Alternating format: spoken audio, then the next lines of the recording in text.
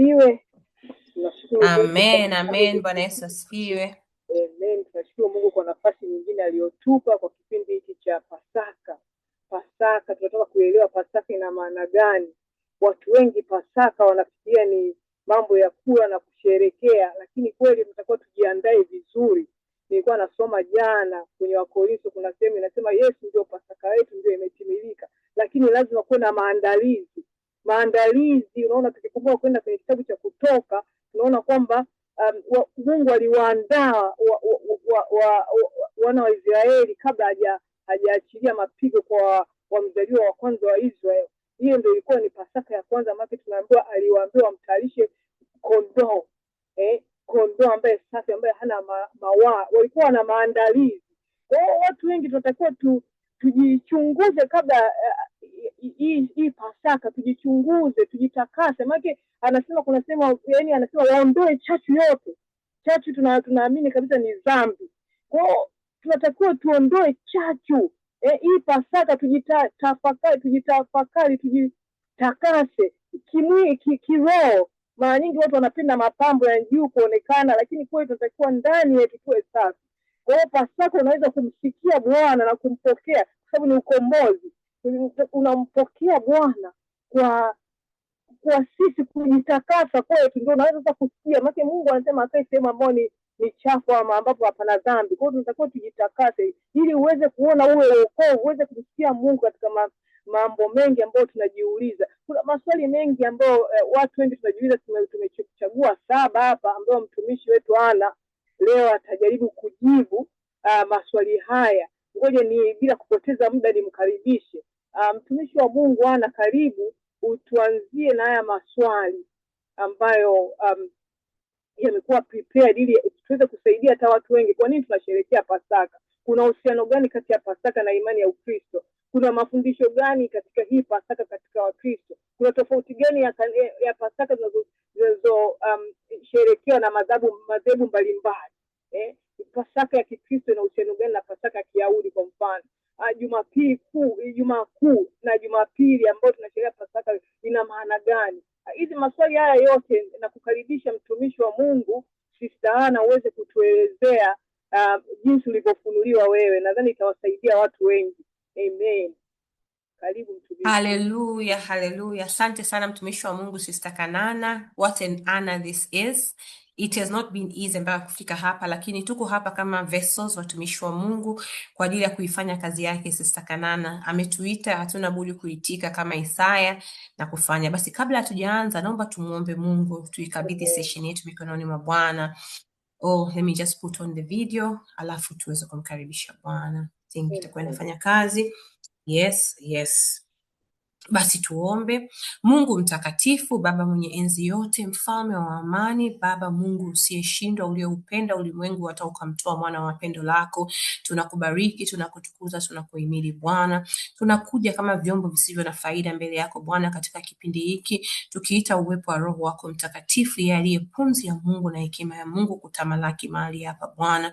Tunataka kuanza nawe Bwana, tunataka kutumika kama vyombo vyako wewe Bwana, na hivyo basi Mungu tunakutakasia kama ulivyomwambia Musa, nitakasieni hiki. Basi namtakasia mtumishi wako Sister Kanana, najitakasa mimi kama chombo kisicho na faida mbele zako Bwana. Natakasa Mungu mfalme wa amani kipindi chote, tunatakasa mtandao, tunatakasa utakokwenda kusikiliza hata hao ambao Mungu amehudhuria kipindi hiki, Sister Pamela naye akiwemo Bwana. Asante kwa kuwa tunajua Mungu tukikuita Mungu unatuitikia wewe Bwana, na huu ndio ujasiri tulio nao kwamba tukiomba sawa na mapenzi yako kwamba tuna majibu ya maombi yetu. Basi tunapokea kwamba neno lako litasonga mbele Bwana, neno lako litatumika Mungu mtakatifu kuvuta watu kwenye ufalme wako. Neno lako litaongeza kiu kama ile aliyekuwa nayo Maria Magdalena kuketi miguuni mwako Jehova, na kuichukulia Pasaka sio chekwepesi tu Mungu mtakatifu, bali kuichukulia kama ni sherehe kubwa sana kwenye Ukristo we Bwana, kama ni chimbuko la Ukristo we Mungu. Asante kwa kuwa utaanza nasi na kumaliza nasi katika jina la Yesu. Amen. Hallelujah. Amen. Mtumishi, nimependa ulivyoanza, umeanza na kitu kizuri sana. Basi na mimi ningetamani kuchombeza hapo. Umeongea kitu kizuri kwamba yani Mungu aliwaandaa vipi wana wa Israeli, aliwaandaa vipi mandelebo shekerebo, aliwaandaa vipi wana wa Israeli kuprepare for Passover, ambayo ndio ilikuwa na Kiswahili ni Pasaka. Unajua, kabla ukisoma Exodus au Kutoka 12, Mungu aliwaambia wana wa Israeli kwamba wako tayari kuwa delivered from slavery Egypt. Kwa hiyo Mungu akatoa specific instruction kama alivyosema mtumishi. Moja wapo Mungu alitoa selection, kama unakumbuka, ya mwana kondoo. Hakuchukuliwa tu mwana kondoo, alisema choose a lamb bila blemish, if you remember. Akasema mwana kondoo wa mwaka mmoja ambaye anaonesha ana represent innocence and purity. Utaipata katika Kutoka 12 I think hapo 3 mpaka 5 na kuendelea. Na pia Mungu alitoa instructions how to slaughter the lamb.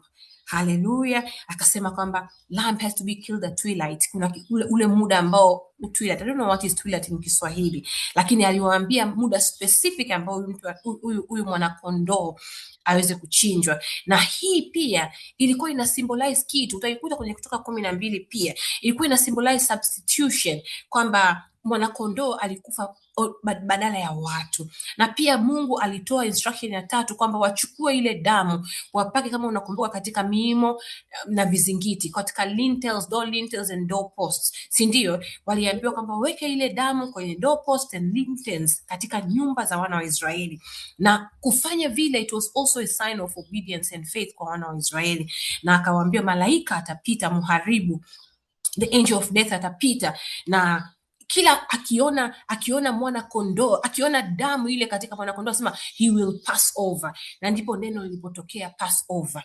Hallelujah. Utaikuta katika Exodus 12 mstari wa 7, wa 12 mpaka 13 I think. Lakini ukisoma Exodus 12 yote, ndugu msikilizaji, itatusaidia sana. Bwana Yesu asifiwe. Akawaambia mpaka ile damu, kwa nitatuma mharibu kwenda kuangamiza uzao wa kwanza wote wa Misri, wa wanyama, wa watumwa, mpaka wa Farao mwenyewe, mzaliwa wa kwanza. Na ilikuwa ni vita ya ulimwengu wa kiroho, lakini sio ya kuongelea hapa. Lakini ile the fact kwamba waliweza kuchukua ile damu wakapaka, na mharibu akapass over their houses, neno Pasaka lilipotoka hapo, kwamba alipass over their houses. Haleluya. Na pia Mungu alitoa instruction jinsi ya kula ile nyama. Akasema kwamba ile nyama ichomwe katika moto, kama unakumbuka Sister Kanana. Alafu akasema kwamba iwe unleavened bread, kwamba haitawekwa hamira. Alafu akasema kwamba waweke na zile bitter herbs, unakumbuka vile viungo vile bitter. It was also a symbol of suffering. Unakumbuka Unaikuta pia kwenye Exodus 12. Lakini pia akawaambia wajiandae. They were to eat, Mungu Bwana, kwamba wakiwa wamefunga mikanda, wamevaa viatu, haleluya, alafu wameshika fimbo mikononi. Na hiyo inaonyesha, ina symbolize readiness to obey God immediately. Iko pia kwenye Kutoka 11. So what are we learning kuhusu ya maandalizi ya wana wa Israeli? As much as they were kind of rituals, excuse me, they were kind of rituals, lakini ilikuwa na signify faith, obedience, ndio, readiness and pia redemption through blood. But this was the Israelites. Lakini sisi wa Kristo, kabla tujaenda kuongea maswali ambayo tumeyaweka kwamba watu huwa wanauliza, how are we to prepare Passover? How are we to prepare Easter sisi kama wa Kristo? How do we fulfill? Kwa tukiamini kwamba Kristo ndio fulfillment ya ile Passover. Kumbuka kwamba kile kilikuwa ni kivuli, na huku baada ya Agano Jipya ni utimilifu. Haleluya. Ukisoma Wakorintho wa kwanza 5:7 inasema Kristo Kristo Pasaka wetu. Sasa Kristo Pasaka wetu, Kristo sadaka yetu amechinjwa Pasaka. For Christ, our Passover lamb has been sacrificed. Hallelujah. 1 Corinthians 5:7 inasema for Christ our Passover lamb has been sacrificed. Kondoo wetu wa Pasaka amechinjwa. Kristo Pasaka wetu amechinjwa sadaka. I think Kiswahili sahihi ni hicho. So preparation ya Mkristo wa leo Agano Jipya is more spiritual kuliko ritual. Ina focus ndani ya moyo, na sio kwamba kuchukua hiki kufanya hiki, hapana. Kwa hiyo tunatakiwa kwanza, tunapokuwa tunatafakari Pasaka, tufikirie self examination, kama alivyosema Daudi katika Zaburi ya 136, uchunguze moyo wangu unijue. Lazima uwe katika, unapokuwa katika season ya Pasaka, uwe katika kipindi cha toba. Na ndio maana watoaga muda wa kufunga kama unataka siku 40 kufanya self examination. Kwa hiyo we are called to examine our hearts, to confess our sins and to turn away from wrongdoings. Unaikuta pia kwenye Wakorintho wa kwanza mlango wa 11, utakuta katika Maombolezo 3:40. So ni sawa sawa na vile vile Wanaisraeli walipokuwa wanaambiwa kwamba watoe hamira, kitu ambacho kinaongeza, wakasema mtakula unleavened bread. Haleluya. Na pia Wakristo tunatakiwa tuamini katika damu ya Kristo. Bwana asifiwe sana. Tuamini katika damu ya Kristo kama wana wa Israeli walipoiamini ile damu ya mwanakondoo mwaka mmoja na siku 14, waipake rikarababande rebo shindi ribokuru bonderebo karaba. Oh, asante Bwana Yesu, asante Roho Mtakatifu. Aliwaambia kwamba waipake katika milango. Sisi pia tunatakiwa kwenda na imani katika damu ya Yesu. Oh, imani. Tusome Waebrania 9:14, waraka wa kwanza wa Petro 1:18 mpaka 19. Utakapokwenda kusikiliza, naomba utafute muda wa kusoma, because salvation haiji, wokovu wetu hauji katika kuchinja wanyama, kwa sababu Kristu yeye ni wanasema ndio the ultimate sacrifice, mwana kondoo ambaye aliyechinjwa kabla ya misingi ya ulimwengu. Na pia cha tatu, tunaitwa wakati tunaitafakari Pasaka, we are called to live a holy and obedient life. Hallelujah. Holy and obedient life. You know, how as Christians, sisi kama Wakristo, how do we prepare? How do we live a holy and obedient life? Kwa kutii neno la Bwana, practice forgiveness, walk in love and humility. Hallelujah.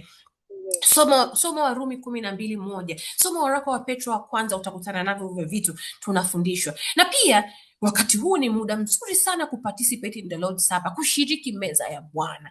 Kuna baadhi ya madhehebu jana walikuwa na meza ya Bwana, wengine wanafanya leo. Lakini kwa nini tunashiriki meza ya Bwana kipindi hiki? Ni kureflect na unakumbuka mateso ya Kristo. Na pia wewe unashiriki, unaposhiriki ile Holy Communion, unakumbuka mwili wake, unakumbuka na damu yake ilipomwagwa, kama alipokuwa siku ile siku ya Last Supper, kama jana tulipokuwa tunaadhimisha. Maana leo ndugu ambao mtasikiliza, leo ni siku ya Ijumaa Kuu. Siku ile ya jana Kristo alipochukua mkate, aliumega, akashukuru, akawapa wanafunzi wake, akasema kwamba kuleni, huu ndio mwili wangu anasema kwamba uliotolewa kwa ajili yenu. Alafu baadaye akasema, akatoa na damu, alafu akasema fanyeni hivi kila mnywapo kwa ukumbusho wangu. Kwa hiyo tunafanya kwa ajili ya ukumbusho ule wa Kristo. Haleluya. Na pia cha mwisho ni readiness for Christ coming. Unajua tunasema kila siku Kristo alikufa, Kristo alifufuka, pia Kristo atakuja tena. Haleluya, Sister Kanana. Kwa hiyo tunakumbuka readiness for his coming. It is not just a season kama tu Pasaka, hapana. We are also preparing for Christ coming. Kama ambavyo wana wa Israeli walikuwa tayari, walikula wakiwa, Mungu alisema wale walikuwa wamevaa viatu, wamefunga mkanda, wameshika na fimbo, ready to leave Egypt. Na sisi tunaitwa kuwa spiritually alert na kuishi expectantly. Haleluya. Utakutana nayo pia katika Matthew 24 I believe na Luka 12. Tusome tuweze kujua kwamba kwa nini hivi vitu viko. Bwana Yesu asifiwe. Basi tumeongea hayo, nilikuwa tunasema kwamba niweke hiyo at least tusaidie tupate a picture. Bwana asifiwe sana. Sasa labda tuendelee kwa ile maswali ambayo tulikuwa tumeandaa watumishi kwa ajili ya utukufu wa Mungu. Pasaka ni nini? Pasaka kama alivyosema mtumishi nilivyoongea hapo mwanzo, hii ni sikukuu muhimu ya kidini. Tunapoongea kidini, Wayahudi pia wanasherehekea Pasaka yao, lakini sisi pia tunaisherehekea kama Wakristo. Sisi tunaitwa and then space Kristo. Sisi ni wafuasi wa Kristo. Inayoadhimishwa hasa na Wakristo kukumbuka ufufuko wa Kristo aliyeshinda mauti na kifo. Nguvu za kaburi hazikuweza kumzuia, ambayo ilitokea siku ya 3 baada ya kusulubiwa kwake. Nini maana ya Pasaka? Pasaka inaashiria ushindi, haleluya, dhidi ya kifo ambacho alipitia Bwana wetu Yesu Kristo.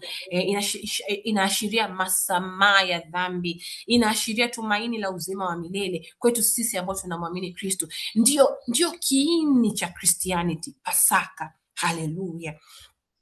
Swali letu la kwanza tulisema kwamba Ampendo ameliuliza Sister Kanana, Pasaka ina mahusiano gani na imani ya Ukristo? How do you link Pasaka, Easter na uhusiano wa Kikristo? Kama nilivyosema mwanzoni, hiki ndio kiini cha imani yetu hapa. Kwa hiyo tunaadhimisha kifo cha Yesu msalabani kwa siku kama ya leo tarehe 3 mwezi wa 4, ambayo ni siku ya Ijumaa Kuu, a solemn day kwetu sisi wa Kristo. Na pia tunatarajia ufufuko wake ambao ni siku ya Jumapili, kesho kutwa. Ukisoma Wakorintho wa kwanza 15 mlango wa 15, 12 mpaka 14 nitaisoma, inasema, basi ikiwa Kristo anahubiriwa ya kwamba amefufuka katika wafu, mbona baadhi yenu husema kwamba hakuna kiama ya wafu? Lakini kama hakuna kiama ya wafu, Kristo naye hakufufuka. Unaona tena, kama Kristo hakufufuka, basi kuhubiri kwetu ni bure, na hata sesheni yetu ya leo ni bure, na imani yetu pia ni bure. Paulo anamwambia kanisa la Corinthians. Naam, na sisi tumeonekana mashahidi kuwa mashahidi wa uongo wa Mungu, kwa maana tulimshuhudia Mungu ya kuwa alimfufua Kristo ambaye hakumfufua, ikiwa wafu hawafufuliwi. Haleluya! Maana kama wafu hawafufuliwi, Kristo naye hakufufuka. Na ndio maana nasema ndio chanzo cha imani yetu sisi wa Kristo. Na kama Kristo hakufufuka, imani yetu ni bure, tungalimo katika dhambi zetu. Na ndio maana tunasema tunakumbuka kifo cha Yesu msalabani, tunakumbuka ufufuo wake Kristo, kwamba tulikufa pamoja naye na tumefufuliwa pamoja naye, na sisi tunaishi tena, bali Kristo anaishi ndani yetu. Haleluya, haleluya! Na ndio maana tunasema kwamba ni chanzo cha imani yetu. Warumi 19 inasema, kwa sababu ukimkiri Yesu kwa imani yako, kwamba unapoamini ile sala ya wokovu, kwamba ninaamini alizaliwa, alishuka kutoka mbinguni kwa ajili yetu, akatoa mwili, haleluya, kwa uwezo wake Roho Mtakatifu kupitia Bikira Maria, alafu anasema kwamba akawa mwanadamu, alafu akafa, akasulubiwa, akafa, akazikwa, akashuka kuzimu, siku ya tatu akafufuka, akapaa mbinguni, atakuja tena. Haleluya! So unapokiri kwa kinywa chako kuwa ni Bwana na kuamini moyoni wako kwamba Mungu alimfufua na kwamba atakuja, unapata wokovu. Kwa maana kwa moyo mtu huamini na kupata haki. Haki gani? Right to be called the son of God. Hallelujah. Na kwa kinywa tunakiri na kupata wokovu. And therefore, Bwana asifiwe. Pasaka rikarababandi ribosheki ribondorobo karaba. Yes, come Holy Spirit, come. Pasaka inathibitisha kuwa dhambi imeshindwa. Soma Warumi 6:10 ukipata nafasi. Pia kifo kimeshindwa. Soma waraka wa pili wa Timotheo 1:10. Na pia wokovu wetu umekamilishwa. Na ndio maana Paulo alisema, mtu asinitaabishe, maana nimechukua mwilini mwangu chapa zake Yesu. Haleluya. Bwana asifiwe sana. Bwana asifiwe sana. Basi tunapoendelea, tunaenda swali letu la pili ambalo ameliuliza mtumishi. Nadhani unaona hapa kwenye screen, anasema Pasaka inatufundisha nini wa Kristo? Inafundisha nini kwa Wakristo? Pasaka inatufundisha Yohana 3:16. Ni mstari ambao ni mstari wa kukumbuka wa moyo, kila mtu anaujua wakati unakuwa. Inatufundisha upendo wa Mungu, kwa maana jinsi hii Mungu aliupenda ulimwengu hata akamtoa mwana wake wa pekee, haleluya, ili kila mtu amwaminie asipotee, bali awe na uzima wa milele. Tumeongea tena hapo mwanzo, inatuashiria msamaha wa dhambi kupitia damu ya Yesu, haleluya. Ukisoma Waefeso 1:7 inasema, katika yeye huyo ambaye Kristo Yesu Kristo, kwa damu yake tunao ukombozi wetu, yaani masamaha ya dhambi sawasawa na wingi wa neema yake. Nampenda huyu Mnazareti aliyekubali kuacha uungu wake akafa kwa ajili yetu, maana kupitia yeye mimi na Sister Kanana na kila mtu anayetusikiliza na Sister Pamela ambaye yuko hapa tunao ukombozi katika yeye. Kupitia damu yake tunao ukombozi wetu na masamaha ya dhambi sawa na wingi wa neema zake ambazo ni nyingi sana. Haleluya. Pia tunapata tumaini la uzima upya. Naomba ukasome Wakorintho wa kwanza mlango wa 15 wote ukipata nafasi, utaona tunaongea kipindi gani. Na pia tunajifunza kujitoa na kumfuata Kristo. Kwa kifupi, tunajifunza maisha mapya ndani ya Kristo, new life in Christ. Soma Wakorintho wa pili 5:17. Naomba nikupe tu usome pia Luka 9:26. Tafuta muda ukasome pia Warumi 6:4. Kwa ajili ya muda nisingependa nizisome zote. Mungu akubariki sana. Bwana Yesu asifiwe. Sister Kanana, tunaendeleaje? Naenda swali la 3. Je, una cha kuongeza kabla sijaendelea? Una lolote la kusema? Karibu. Mtumishi, bila Pasaka nadhani tusingeweza kuwa na wokovu. Umeiongea sawa kabisa, sitaki kuongeza chochote, nadhani inaeleweka. Naomba tu tuendelee na swali la 3. ambayo inasema kuna tofauti gani ya Pasaka kwa madhehebu tofauti. Tunajua kuna madhehebu tofauti tofauti, kuna Orthodox tunaambiwa, Wakristo wa Roman Catholic, Wakristo. Naomba tu uendelee mtumishi, karibu. Asante sana mtumishi, asante. Swali zuri sana, na kwa sababu tuko watu wa madhehebu tofauti tofauti na tunamwamini Mungu, hata hii recording yetu itaenda kwa madhehebu tofauti.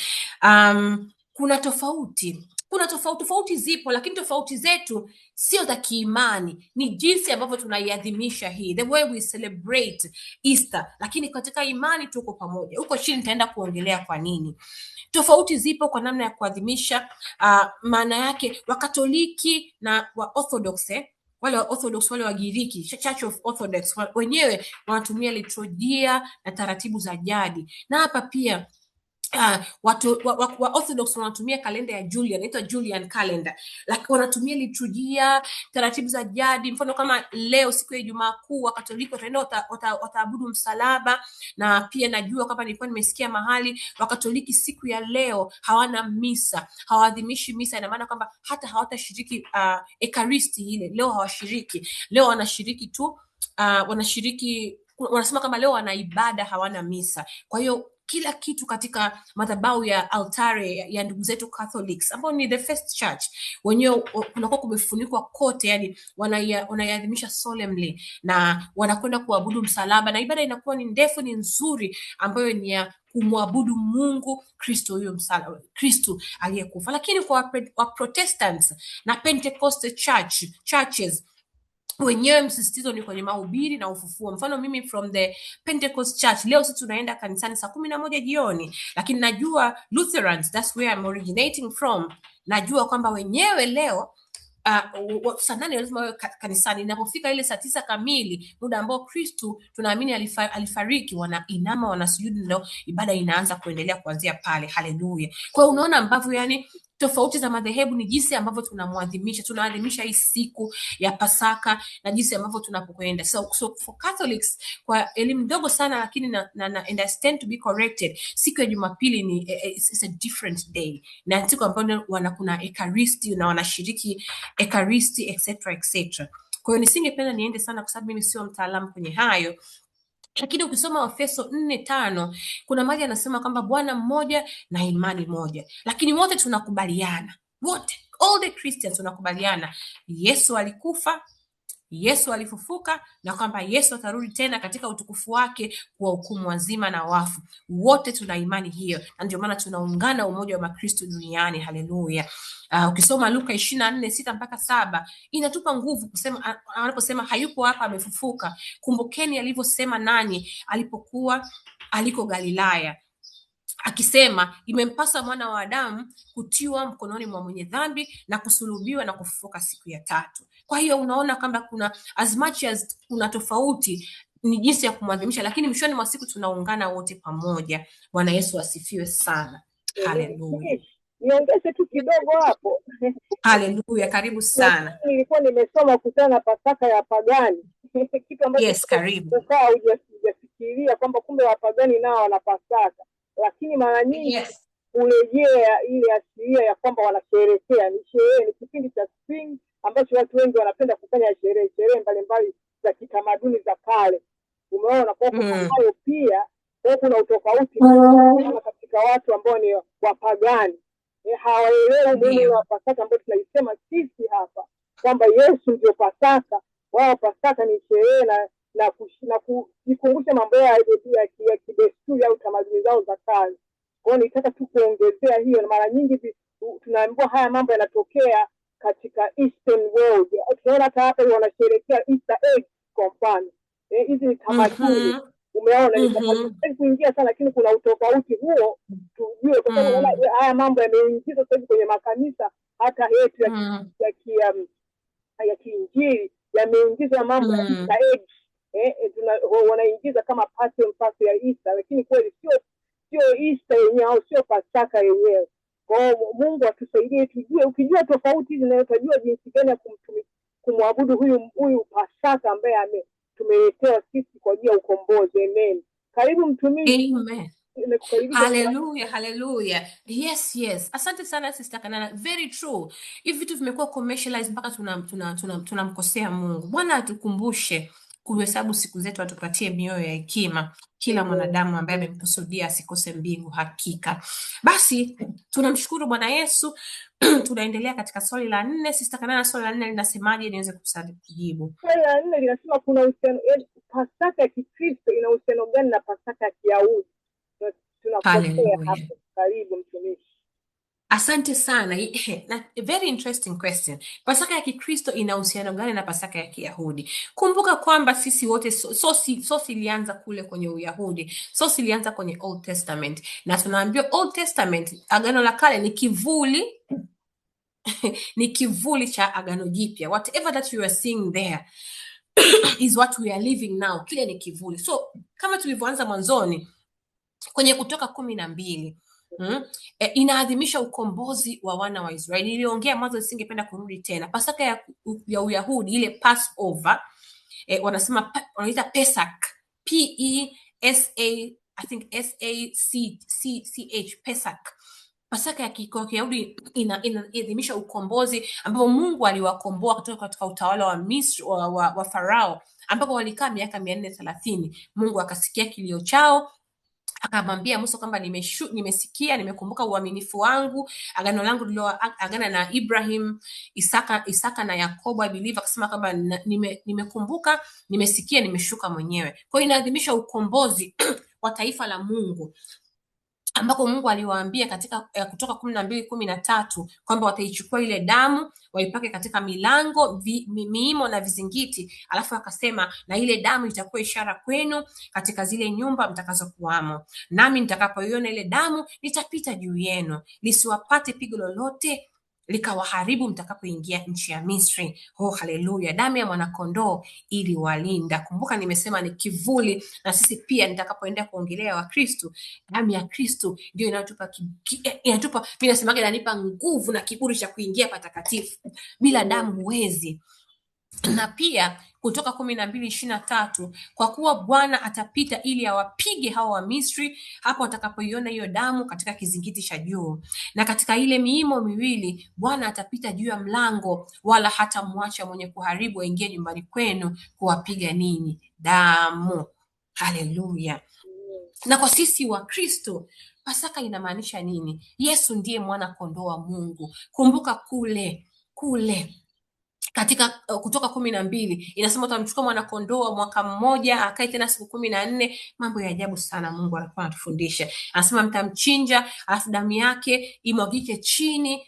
Nilikuwa nasoma na mshangaa Mungu, damu yake lazima imwagike chini, alafu mtaichukua kiasi katika hisopu, sio mtapaka. A lot of instructions. Lakini sisi Yesu ndiye mwana kondoo wa Mungu. Hatuhitaji tena kuchinja. Alishachinjwa tena kabla ya misingi. Ukisoma Yohana 1:29, kule wana wa Israeli walitumia damu ya kondoo yule kabisa. Sisi damu yake inaleta wokovu wa milele. Hatuhitaji tena kuchinja. Ukisoma Waebrania 9:12 inakwambia kuhusu ile damu ndio inayotupatanisha, inatupa wokovu.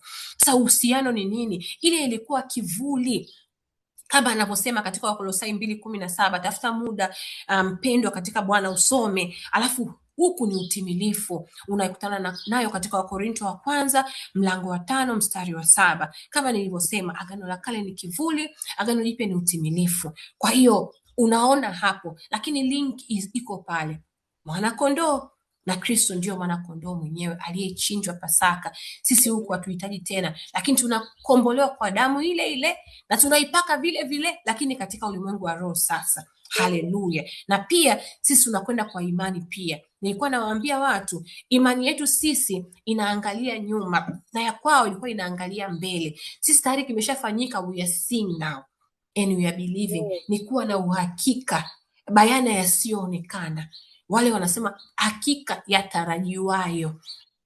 Walikuwa wanatarajia ukombozi. Bwana asifiwe. Kwa hiyo they had to do it, wakiwa wanaamini kwamba tunakwenda kukombolewa. We are doing this. Sisi wanasema kwamba yale yasiyoonekana, haleluya, bayako bayana kwetu. Kwa kivipi? Imani. Haleluya.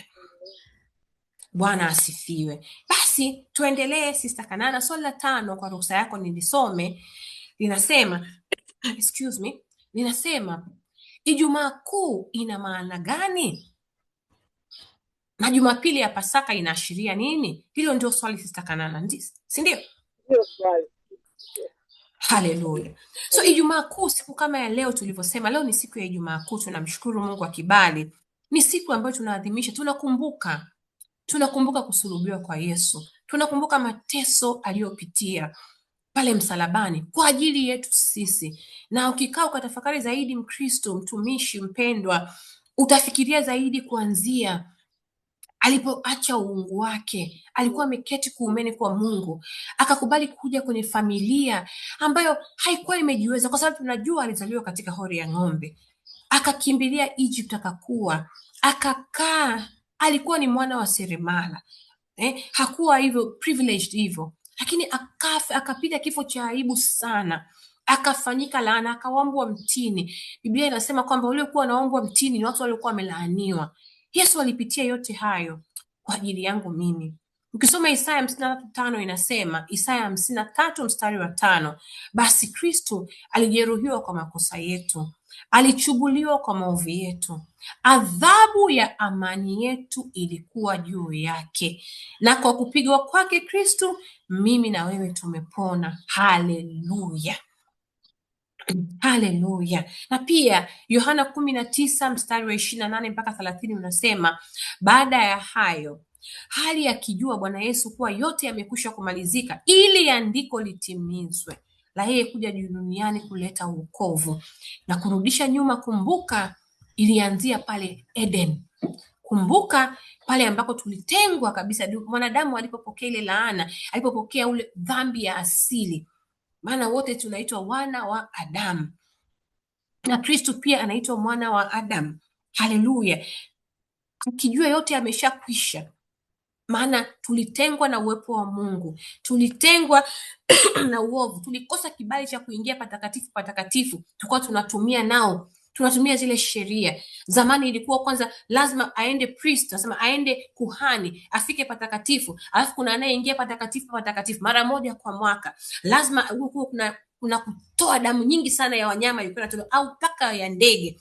Kuna masharti mengi sana, lakini ndio maana ilibidi Kristo aje kwa ajili ya kuleta upatanisho kati ya Mungu na wanadamu. Anasema mpatanishi kati ya Mungu na wanadamu ni mmoja, mwanadamu aitwaye Kristo Yesu. Haleluya. Kwa hiyo alipoona amekwisha, Yohana 19 mstari wa 28 mpaka 30, ili andiko litimizwe, akasema, ninaona kiu. Kulikuwako na chombo kimejaa siki, basi wakatia sifongo iliyojaa siki juu ya ufito wa hisopu, wakampelekea kinywani. Basi Yesu alipokwisha kuipokea ile siki, siku kama ya leo, alisema imekwisha. Alisema tetelestai. Haleluya. Tetelestai maana yake it is finished. Zamani za zile ilikuwa unapokuwa umemaliza kesi au umesamehewa, unapewa cheti kimeandikwa tetelestai, na wengine waliokuwa wamekosea zilikuwa zinaandikwa mkogoni, zilikuwa zinaandikwa kwenye kuta kwamba Ana amefanya makosa haya, Pamela kafanya haya, Kanana amefanya makosa haya.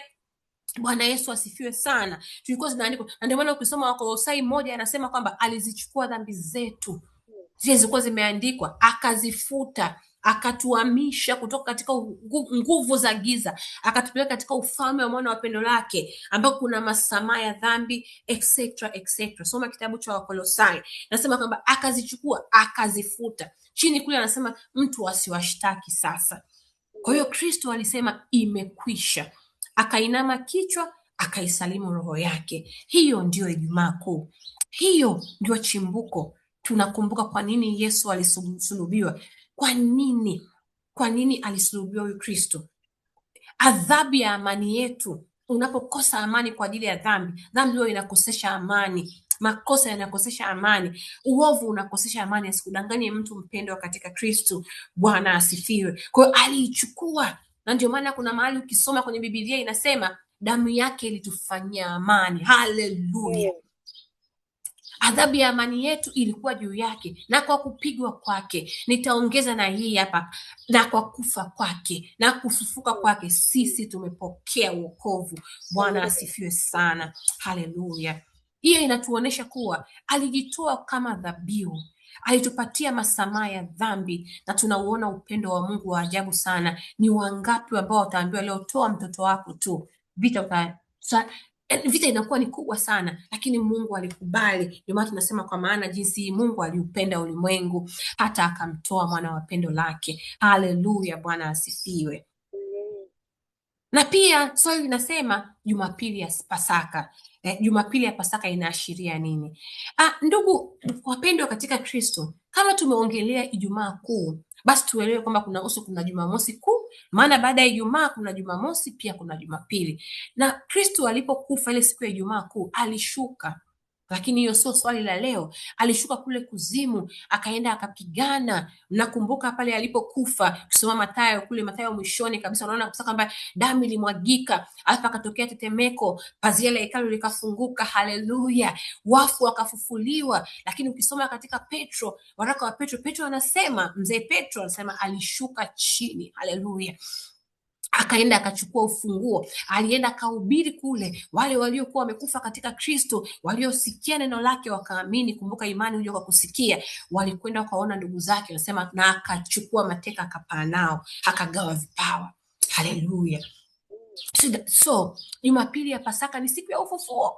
Haleluya, siku ya ufufuo. Mathayo 28:1-6 inasema, hata Sabato ilipokwisha siku ya Jumamosi, ikapambazuka siku ya kwanza ya juma, ambayo ni Jumapili, Maria Magdalena na Mariamu yule wa pili walikwenda kutazama kaburi, na tazama, palikuwa na tetemeko kubwa la nchi, kwa sababu malaika wa Bwana alishuka kutoka mbinguni, akaja akaliviringisha lile jiwe akalikalia, na sura yake ilikuwa kama umeme na mavazi yake meupe kama theluji. Na kumwogopa wale walinzi wakatetemeka wakawa kama wafu. Malaika akajibu akawaambia wale wanawake, msiogope ninyi, kwa maana najua ya kuwa mnamtafuta Yesu aliyesulubiwa. Yesu aliyesulubiwa, Yesu aliyekufa kwa kifo cha msalaba. Hayupo hapa, kwani amefufuka kama alivyosema. Haleluya.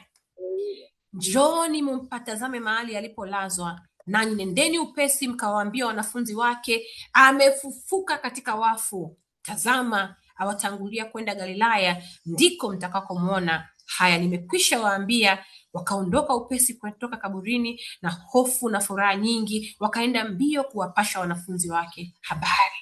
Haleluya. Kwa nini tusimwamini huyo Kristo?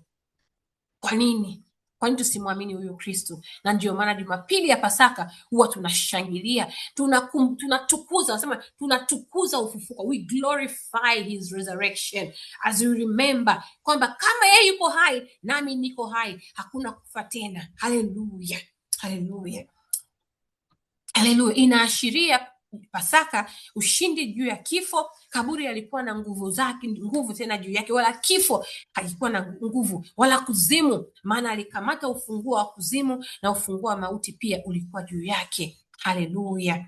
Na pia inaashiria kwetu sisi uzima mpya, tumaini la uzima mpya, kwamba yuko na tunapata assurance ya tumaini la milele.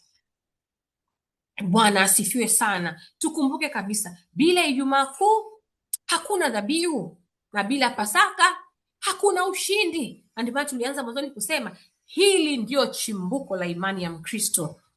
Ijumaa Kuu inategemea Pasaka, Pasaka inategemea Ijumaa Kuu, vyote vinategemeana. Bwana asifiwe sana. Haleluya. Basi for the interest of time nitaendelea swali la 6.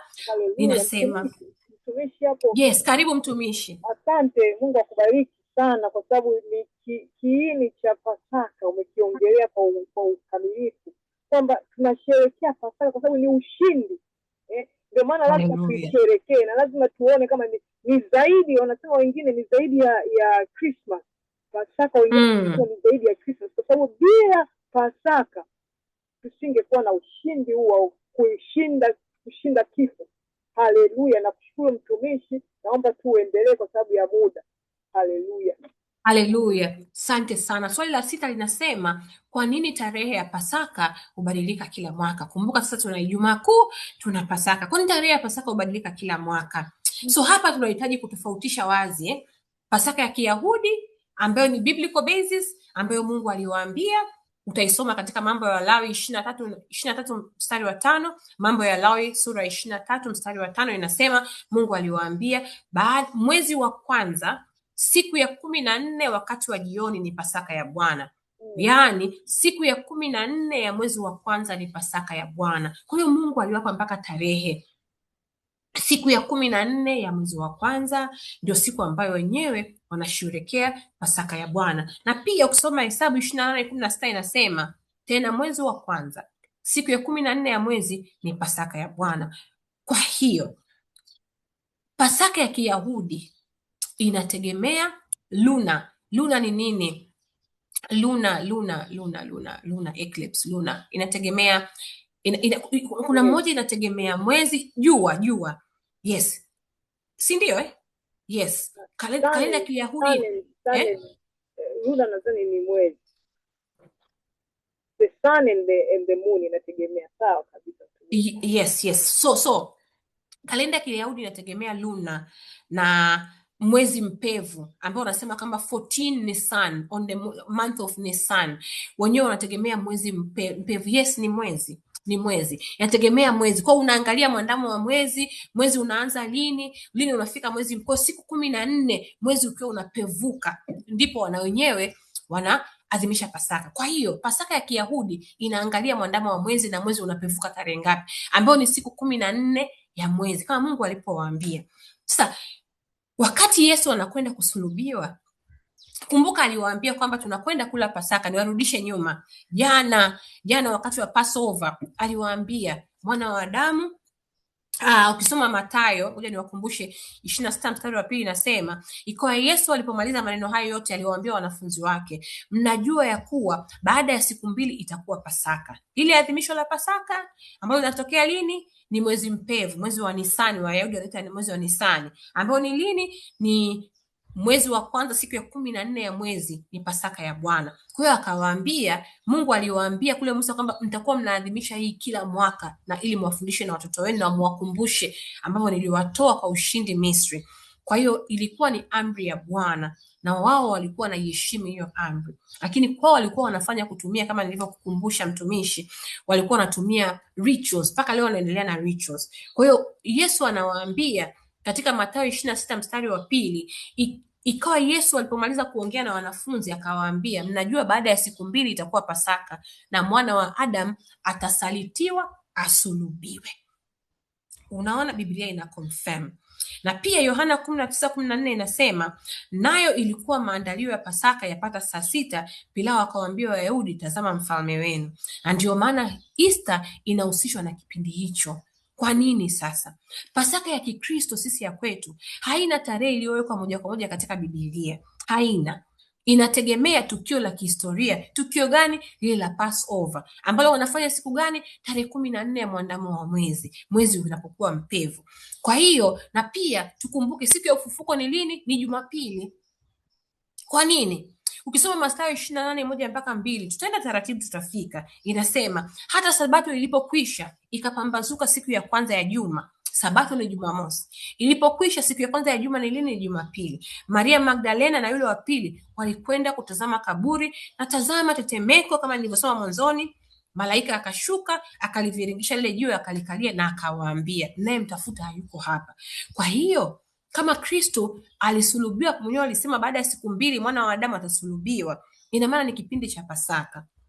So tujiulize swali kama tulivyosema, inakuwaje sasa? Maana swali lilikuwa linasema, kwa nini tarehe ya Pasaka hubadilika kila mwaka? Tarehe ya Pasaka inategemea na mwandamo wa mwezi. Unanielewa? Tutakwenda huko, tutajua. Sasa tutajiuliza kwamba sisi watu tunaamua vipi kwenye kalenda? Wakristo how do we determine the date now ya Pasaka? Kumbuka kama nilivyosema, hii ni kihistoria, sio Biblia. Zamani huko kila dhehebu lilikuwa linaadhimisha kivyake. Wayahudi wanafuata Torah, wengine walikuwa wanafanya hiki, wengine wanafanya hiki. Kwa hiyo kukatokea mkutano mkubwa sana mwaka 325 baada ya kifo cha Kristo. Haleluya, Bwana asifiwe. Mkutano mkubwa wa viongozi wa makanisa uliofanyika mwaka 325 baada ya Kristo. Walikutana ili kuweka mambo ya imani sawa. ndipo ilipozaliwa imani ya Nikea. Wale Waluteri wanakumbuka kwamba kuna kitu wanasemaga imani ya Nikea, ambazo ukiangalia inafanana na Wakatoliki, inafanana na kwingine. Kwa hiyo wanakiri ile imani ya Nikea. Wengine wanasema imani ya mitume, na ilifanyika kwa vitu vitatu. Ulikuwa ni mkutano mkubwa, walitaka kuweka mambo sawa, alafu kuamua Pasaka iadhimishwe lini na kwa pamoja, na watu walikuwa wanaadhimisha kwa tarehe tofauti. So kwa kifupi, ile baraza lilipofanyika mwaka huo niliowaambia, waliamua kuendana na historia ya Biblia, kwamba Yesu alikufa wakati wa Passover, wakati wa mwezi mpevu, siku ya 14 ya mwezi unapokuwa umepevuka. Hivyo wakasema lazima Pasaka iwe karibu na full moon. Haleluya, karibu na full moon, kuhakikisha siku ya ufufuo ni Jumapili, kwa sababu Yesu alifufuka siku ya Jumapili. Ndio maana mtumishi, Bwana asifiwe, sio tu full moon ni Jumapili. Ukitaka kujua full moon ni nini, sasa full moon alafu Jumapili inayofuata ndio tunaadhimisha Easter. Haleluya. Na walitaka kufanya pamoja ili kuleta umoja duniani kote. Mungu ni wa ajabu sana. Kwa walikubaliana wote kuwa na tarehe moja ya kusherekea Pasaka. Ndipo unapoona Zaburi 133 ikifanya kazi. Mungu anasema ndugu wakikaa pamoja kwa upendo ni sawa na mafuta yamiminikanavyo ndevi za Haruni. Anasema kwamba ndipo Mungu anapoachilia baraka na uzima hata milele. Kwa hiyo wakaweka formula ya Pasaka, wakasemaje? Iwe Jumapili ya kwanza baada ya mwezi mpevu, baada ya mwezi kupevuka. Jumapili ya kwanza baada ya mwezi mpevu, ambayo mwezi mpevu ni Machi 14. So unaofuata Machi 21, yani Jumapili ya kwanza baada ya mwezi mpevu, inakuwa ni siku ya Pasaka. Mantiki yake sasa ni nini? Yesu alikufa wakati wa Passover kama nilivyosema, ambao ni wakati wa mwezi mpevu. Hivyo basi Pasaka lazima iwe karibu na full moon, na kuhakikisha ufufuo unaangukia siku ya Jumapili sawa na neno la Mungu, kwa sababu Yesu alifufuka siku ya Jumapili. Na ndio maana sio tu full moon, Jumapili inayofuata, na kuleta umoja wa kanisa. Nadhani nimemaliza swali hilo la mwisho. So hitimisho, labda tu niseme, watumishi wa Mungu, Pasaka sio tu sikukuu, ni msingi wa wokovu wa mtu yote ambaye ni Mkristo, na inaunganisha historia ya Agano la Kale pamoja na Agano Kipya. Kwa hiyo ni utimilifu wa Kristo, utimilifu, na pia tunapata tumaini la uzima mpya, kwamba Yesu alikufa kwa ajili yetu na alifufuka ili sisi tuishi ndani yake tupate uzima wa milele. Bwana asifiwe sana. Basi naomba nirudishe kwako Sister Kanana. Haleluya. Haleluya. Nakushukuru mtumishi wa Mungu kwa maswali haya. Nadhani wengi tumejifunza, mimi nimejifunza kuna mambo mengi nilikuwa siyaelewi kwenye hizi tarehe, kwa nini Pasaka inabadilika. Tunaona kabisa kwamba Mungu ana utaratibu wake ili sherehe ifanyike Jumapili siku ya ufufuo, akasababisha kila nyakati patakuwa na Ijumaa Kuu, patakuwa na siku ya Jumapili. Haleluya. Basi tunamshukuru Mungu kwa kipindi, nadhani tumemaliza vizuri. Labda nifunge tu, sijui kama Pamela ana addition, maana najua tuna mtumishi wetu Pamela yuko online pia, sijui kama anaweza au kama hawezi tutaendelea, tutafunga. Naona hawezi. Sister Pamela, naona ametuma message, anasema pale alipo kuna kelele lakini anasikiliza, tuko naye. Amen. Basi Bwana Yesu asifiwe. Basi Bwana Yesu asifiwe. Tunamshukuru Mungu. Nadhani tumefikia mwisho wa kipindi. Tungependa kwa mtu yoyote ambaye ameona haya maneno yamemgusa, kwa sababu these are the last days. Tunaona matukio yote, tunaona matukio tunayoona ulimwenguni, tunakaribia kilele, na ukiona kuna wokovu na uzima wa milele unapatikana kwa tunavyoona, tunafundishwa hapa katika hii Pasaka, ni jambo la kuzingatia na kujitafakari. Ningependa tu kurudia ile sentence yangu ya mwanzo ambayo inasema tunatakiwa tujitafakari kwa kujitakasa. Ni preparation, sio preparation ya mapambo au nywele au nguo. Ndivyo hivyo vitu vinaweza vikafanyika, lakini unaweka nani yako wapi? Unatumia muda wako kwa preparation ya moyo wako, kwa sababu moyo ndio utakao ukitoka hapo ulimwenguni utaacha huu mwili ambao ni kama tu nyumba, utaiacha, ambao watu wengi tunaikazania tunakazania kuipamba, tunakazania mambo mengi lakini ukweli tunatakiwa tujitakase, tujitayarishe. Nitumie neno kujitayarisha au kujiprepare ili tuweze hata kutaka kumsikia Mungu. Kwa sisi wanadamu tunahitaji kweli tuwe na preparation kabla ya kuweza kupata ile neno. Kwa ningewashauri ndugu zangu Wakristo wenzangu, Mungu atusaidie wote tuweze kuwa tuna hii taratibu ya kujitakasa. Hata tunapoelekea makanisani, tunaongea siku ya Jumapili, tunapoelekea makanisani kwetu tunahitaji tujitakase, tuwe tunafanya preparation ili hata ukifika katika madhabahu ya Bwana tayari uko ready kusikia na kupokea. Umeona? Kwa hiyo preparation ni key.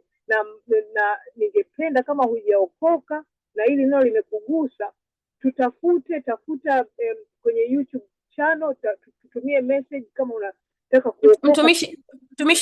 Mtumishi, naomba useme sala ya wokovu. Seme tutaifuata. Naomba useme tutengeneze wote.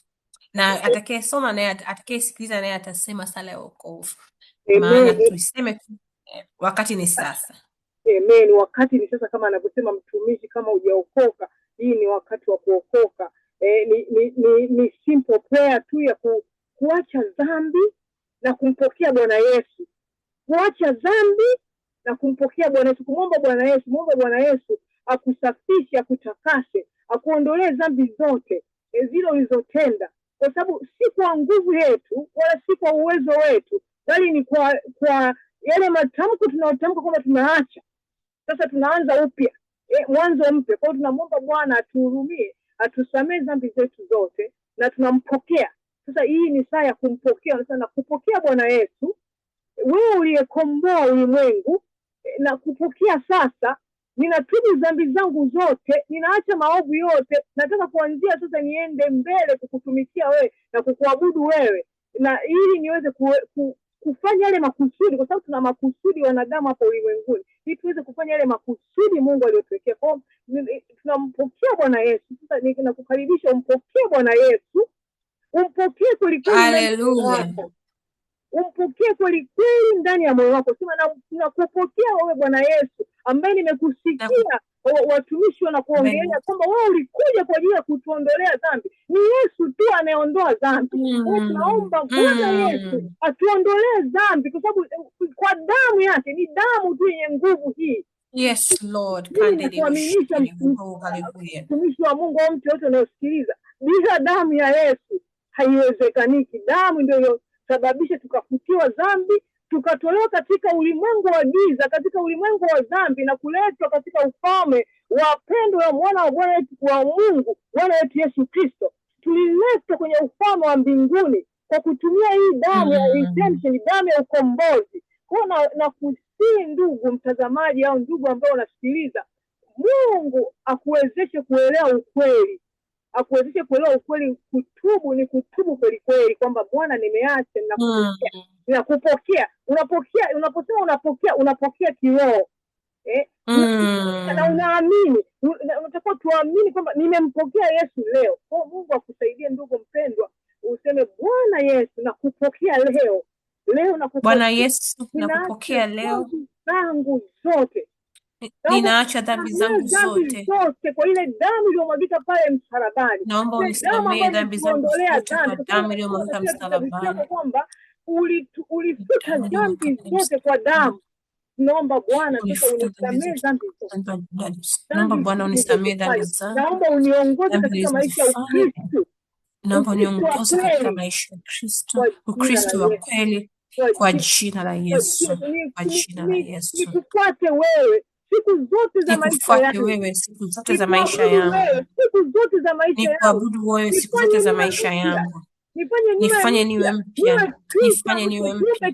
Niwe mpya, niwe Mkristo mpya. Weka Roho wako ndani yangu ili aweze kunisaidia, kwa jina la Yesu Kristo Nazareti aliye hai. Mungu atakusaidia. Ninaamini. Ukiweza kukuta kanisa lenye kumwamini Yesu Kristo kama Bwana na Mwokozi, linalofundisha neno la Mungu kikamilifu, naomba utafute mtumishi akusaidie katika wokovu wako. Asante. Bwana, asante kwa yeyote atakayekuwa amekiri kwamba wewe ni Bwana na Mwokozi wake. Asante kwa yeyote atakayekiri kusamehewa dhambi kwa damu yako iliyomwagika msalabani. Baba, tunakushukuru, tunakurudishia sifa na utukufu kwa sababu wewe umetuwezesha sisi ambao hatukustahili Baba, kwa sababu kama ingekuwa kwa akili zetu, uwezo wetu au utakatifu tusingeweza. Hakuna mwenyewe aliye mtakatifu, wote tumekuwa short of the glory of God. Baba, tunaomba sasa yeyote atakayesikia mafundisho haya Baba, yakamguse, yakamlete katika uokovu. Naomba kwa jina la Yesu Kristo Nazareti aliye hai. Asante Baba, nasema asante kwa huyu au yule ambaye Baba amechagua kuokoka. Uokovu ni sasa, uokovu ni dakika hii, kwa sababu hatujui ya kesho. Hatuna kesho, ni Mungu anaijua.